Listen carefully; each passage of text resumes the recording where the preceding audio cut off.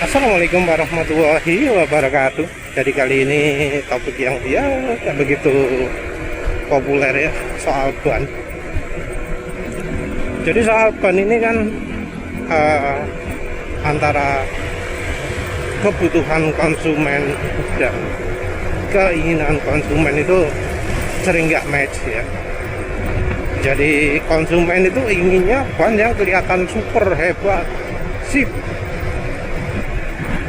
Tapi kebutuhannya sebenarnya adalah kebutuhan untuk ekonomi, terutama untuk mobil sih ya, karena kalau untuk motor efeknya nggak begitu kelihatan.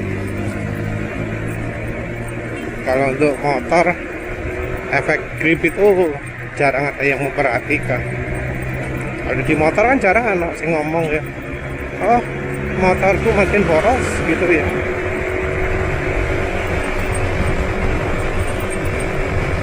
Biasanya juga yang disalahkan bukan tipe kompon, bukan kembangan ban, tapi biasanya yang disalahkan adalah diameter. Kalau pakai ban diameter besar pasti lebih boros. Padahal boros itu ya sumbernya nggak cuma dari diameter, dan bahkan soal diameter ini editor termasuk orang yang yang skeptis ya, yang nggak percaya, yang menolak mitos bahwa kalau ban diameter besar itu lebih boros. Jadi kalau mitosnya kan ban diameter lebih besar itu lebih boros, terus habis itu tarikan nggak enak, akselerasi berkurang. Nah editor ya ada data akselerasi, ada data konsumsi bahan bakar, cuma ya wis sembuh nang video sing ndi lah. Tapi yang jelas motor ini dibanding kondisi masih baru nggak lebih boros. Setelah ganti ban juga nggak kelihatan beda irit borosnya, podo ae. Top speed aneh ya podo, akselerasi yo gak berubah, masih tetap bergantung oli.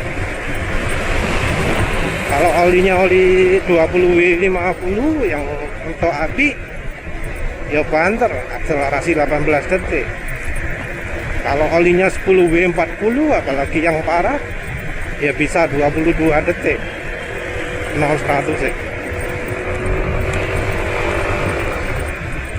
Jadi khusus untuk kasus motor editor ini NMAX, omong kosong kalau dibilang ban diameter lebih besar itu lebih boros. Omong kosong ban diameter lebih besar itu lebih lemot tarikan. Ya ini perlu dijelaskan juga ya, karena ada beda dari ban yang editor pakai ini dengan yang biasanya.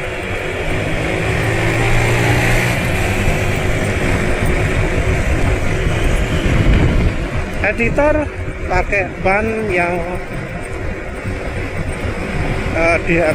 diameternya diameternya tambah biru, mungkin tambah 10% barangkali ya. Tapi ukurannya 140 ya 130/70 R13 orisinilnya.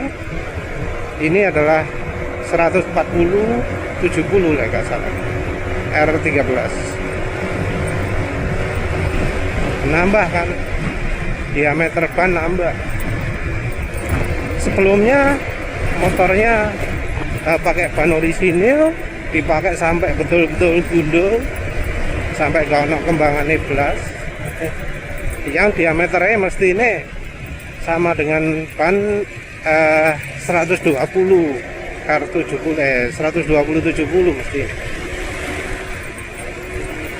karena kembangannya wis hilang, padahal kembangannya lumayan tebal. Jadi gantinya pas sudah ban gundul, terus sesudah diganti pakai ban merek Aspira Premio yang ya telapaknya yang bagian tengahnya gundul, sama-sama gundul. Terus tipenya ban ini yang tipe awet banget ya, tipe wis pulet banget. Sangat awet ya, ini wis pirang tahun, wis 3 tahun pemakaian, yo kira-kira 50 kilometeran gitu ya, 50.000 sorry. Karena yo tipenya ban yang awet, terus bagian telapak yang kena aspal itu mulus ya, makanya rolling resistance bisa dibilang rendah. Beda dari ban yang permukaan telapaknya itu nggak mulus. Kalau sekarang nggak mulus itu berarti antara gelindingannya itu ono celah-celah. Nah itu yang bikin hambatan. Juga soal grip, soal keawetan ban. Karena ban didesain untuk grip maksimal, jadinya mengurangi keawetan ban, mengurangi daya tahan, durabilitas. Mungkin ngegripnya oke, tapi ya itu tadi, ban cepat habis dan hambatan lebih besar, jadinya lebih poros.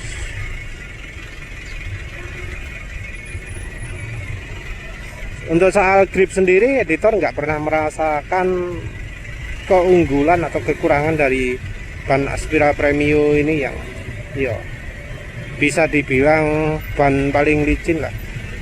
Karena di saat editor butuh grip, itu adalah situasi di mana jalan kondisinya memang nggak bagus. Jadi jalannya basah, jalannya ada pasir, jalannya ya beneran licin karena sesuatu hal, dimana walau ban yang walau komponnya lebih baik, lebih ngegrip, gak akan ono beda nih.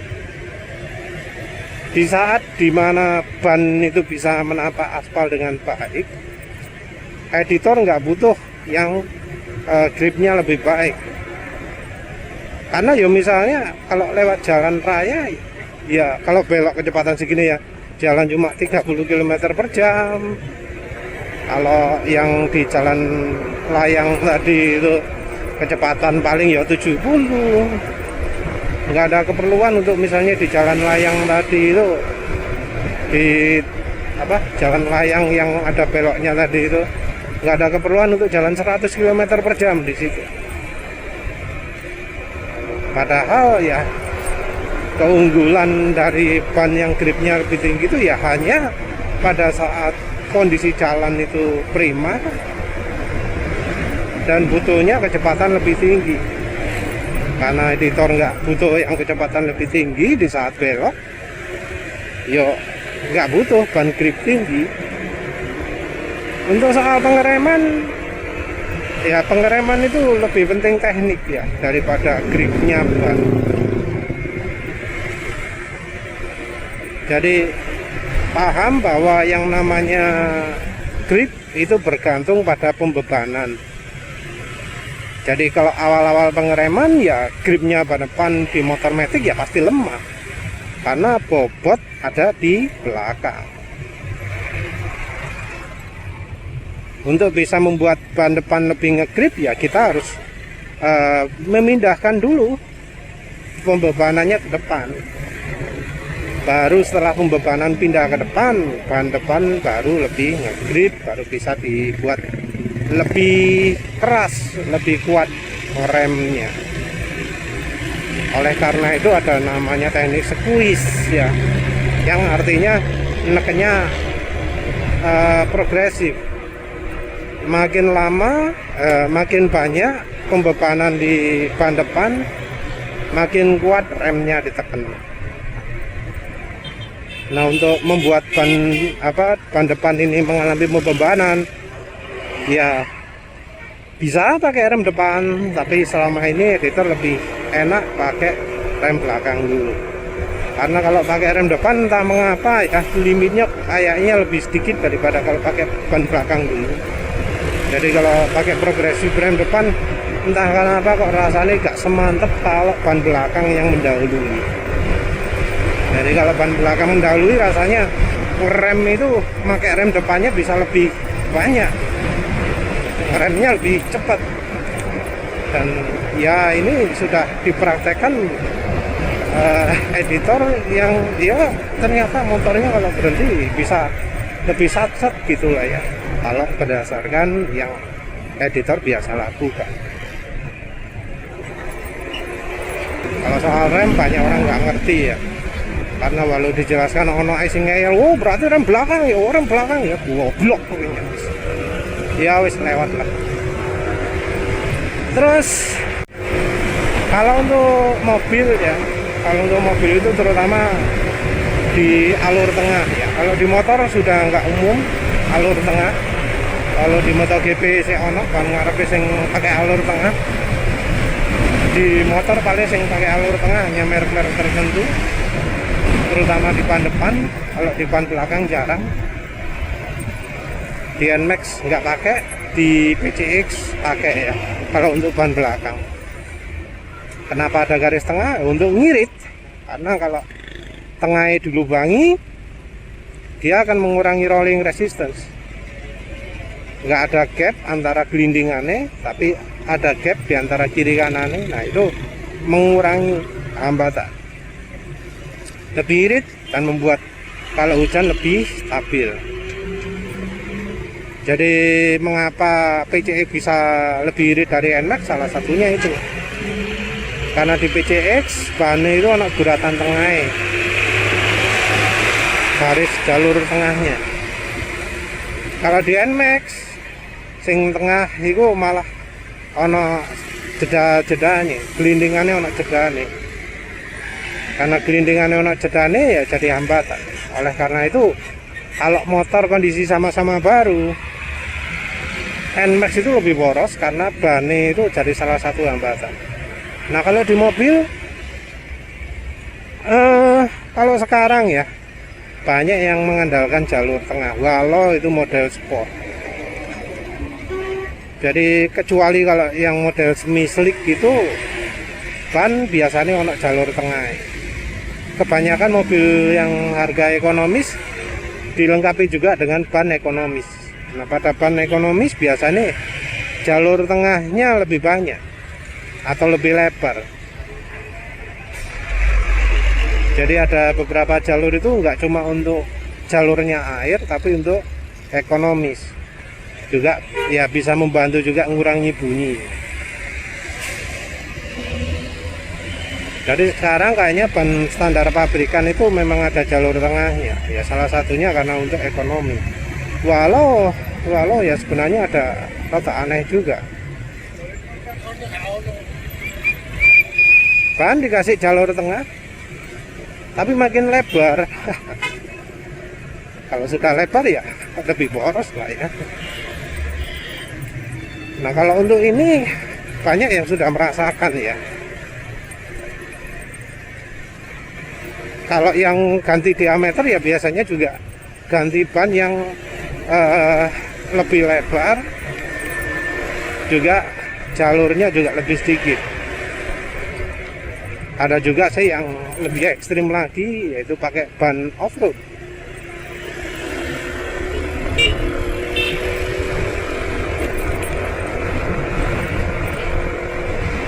Jadi kalau pakai ban off-road, gelindingannya ono gap. Nah ini bikin makin boros lagi. Biasanya yang mereka-mereka yang punya mobil bodi gede, biasanya Fortuner. Kalau nggak gitu ya sing luwih gede maneh apa biasanya Triton, Kotek, Mitsubishi Pajero ya.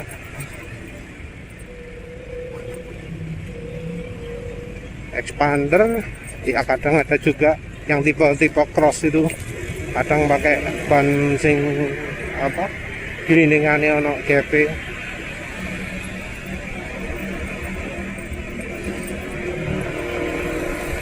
Nah, orang-orang yang ganti itu pasti ngerasakan ya, perbedaan antara sebelum dan sesudah ganti ban itu cukup banyak. Kalau di mobil ya bisa beda 20-30% gitu kalau nggak salah ya. Biasanya 115 jadi cuma 111, biasanya 18 jadi cuma 16, 14. Besar efektif ban. Ya sebenarnya kalau di motor ya mestinya besar juga, tapi orang biasanya nggak begitu merasakan. Ya sama kayak tadi antara NMAX dan PCX. Bisa jadi perbedaan besar itu terjadi karena pola bannya ya. Karena editor sendiri kan yang rasakan antara ban masih ono kembangannya dan tidak. Kalau dipikir-pikir ya konsumsi bahan bakar setelah ban gundul termasuk ya cukup baik lah, mengingat mesin wis dirusak oleh oli Yamaluk ya, dirusak oli Yamaluk, terus ya dipakai nyoba-nyoba oli, beberapa oli itu wes bener-bener kacau, aditif minim, oli ini terlalu encer atau cepat jadi encer, jadi oli kental yang kemudian ketika dipakai jadi sangat encer, atau dari awal juga sudah terlalu encer. Aditif karena olinya terlalu encer jadi cepat habis, padahal aditif kayak pas-pasan. Oli yang ya mungkin didesain untuk daerah dingin, untuk daerah yang kalau di daerah sekitar sini ya nang Malang, daerah dingin lain mana sekitar Bromo itu. Kalau ke daerah barat mungkin daerah Kediri, Madiun.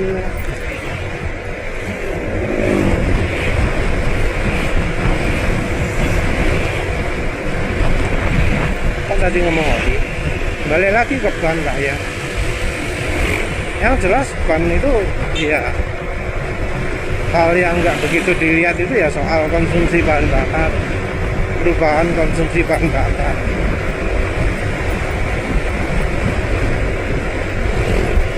Ban itu banyak pengaruhnya ke irit poros selain dari sisi performa.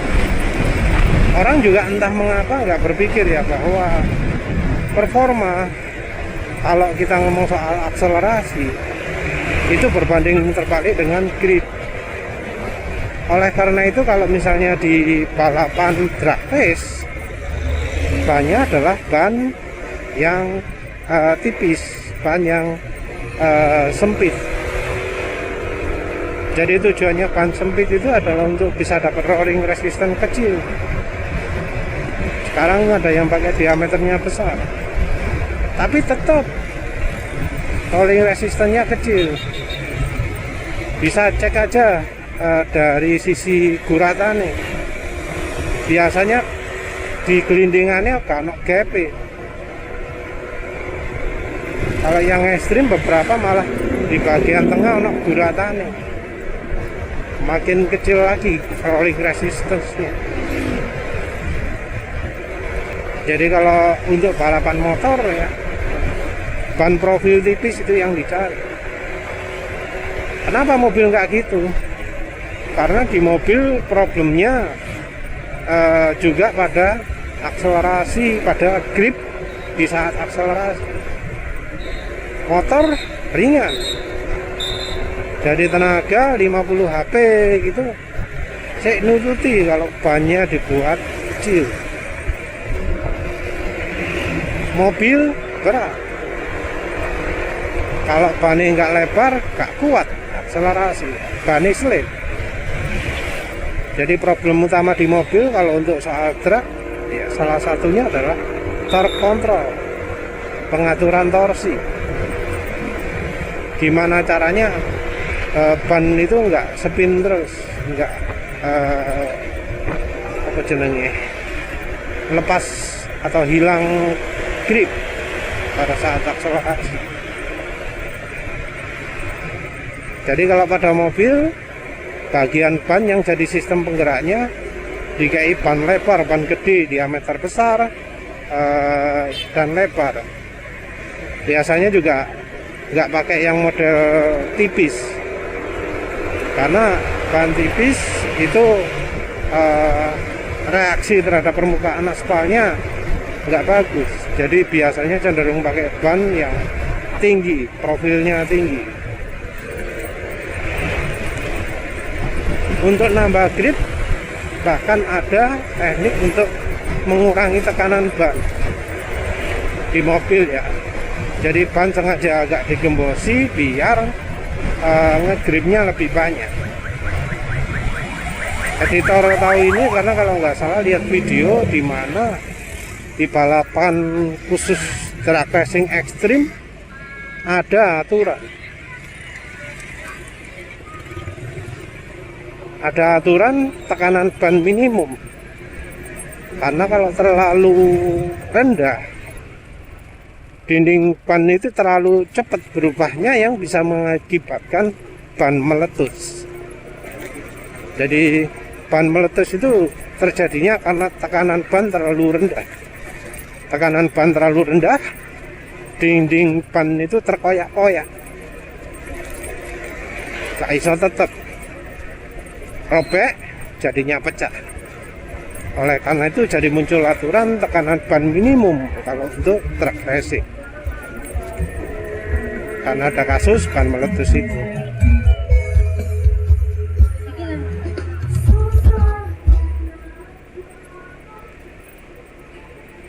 Jadi ya beda kebutuhan, beda ya ban yang dibutuhkan. Ya setelah itu saja, terima kasih sudah menonton. Assalamualaikum warahmatullahi wabarakatuh.